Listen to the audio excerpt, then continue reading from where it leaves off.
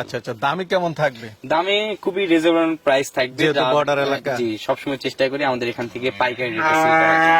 পাইকারি রেটে? জি আমরা সবসময় চেষ্টা করি দর্শকদের ভালো জিনিস দিব, লাভ কম করব। আচ্ছা আচ্ছা।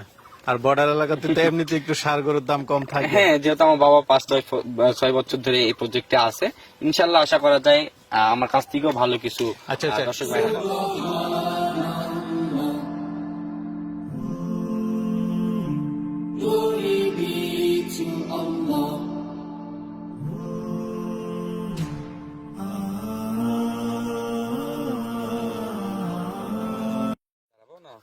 বিসমিল্লাহির রহমানির রহিম। আসসালামু আলাইকুম সুপ্রিয় দর্শক মন্ডলী, আশা করি আপনারা ভালো আছেন, সুস্থ আছেন।